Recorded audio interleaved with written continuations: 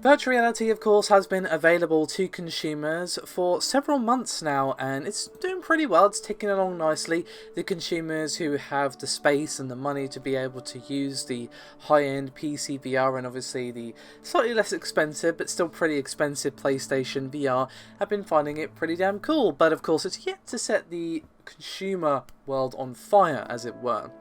And one of the issues to do with that, as well as the cost, is undoubtedly going to be the games available for it. There are plenty of great experiences and games available for the Vive, the Oculus and the PSVR, but is there a system seller? That's arguable, but some would say probably not. And HTC is attempting to address that by launching its own publishing subsidiary to develop games internally as well as publish third-party titles.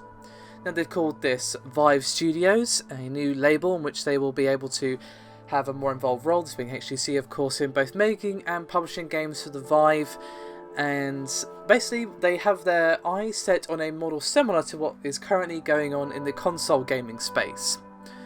So, Vive Studios will be responsible for creating first-party content through internal teams, as well as funding, distributing and marketing for any external studios that perhaps want to do exclusive, timed exclusive, or just general, hey, here's a Vive game content.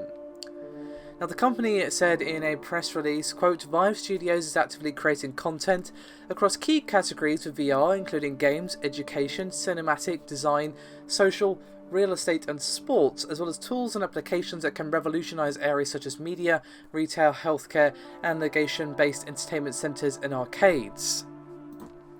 Now, one of the advantages that the Vive has over its main competitor, which of course is the Oculus, is room scale VR. Now, as I've said before, I've actually only used the Dev Kit 2 Oculus Rift. I haven't actually had a chance to try the Vive or the PlayStation VR yet, but from what I've heard, the room scale VR really makes the Vive and really takes VR to that next level of immersion. And according to Joel Breton, who's going to be heading up the initiative for HTC, they are going to be focusing on showcasing great uses for that room scale VR.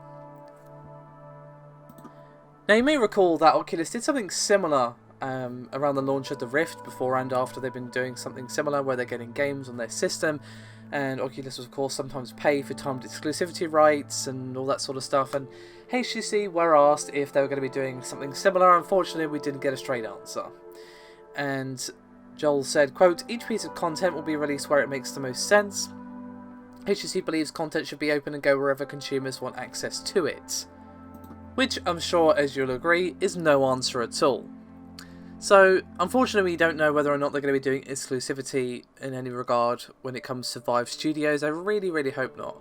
I've said many times that I found the idea of VR exclusive games a little bit strange, because it's just another display, and it seems weird. It'd be like, hey, you can only play this certain game on this monitor, essentially, is what it would be. So, if they have to go that route, just make it timed exclusive. I mean, that's still not great, but I'll take that over, yeah, you have to buy this $800 VR headset to play this game. Which would not be brilliant, let's be real, but, you know, timed exclusive I can deal with. At least you're going to get it eventually, but hopefully they don't do that at all. But it seems that they're at least toying with it, because they didn't give a straight no, but they didn't say yes either. So, we'll have to see if any system-selling games come out of this. I think it is definitely the right step, because VR is of course a very different platform and a very new platform compared to what we've had previously. And I feel like while we've definitely had some good games come out for all the currently available VR headsets, we don't really have what I would call a system seller. You have really good games available for those who've decided to become an early adopter, but is there something that will make, you know, 40 million gamers or whatever go out and rush out to buy one? Obviously not. So we're going to have to see if that issue can be addressed by Vive Studios.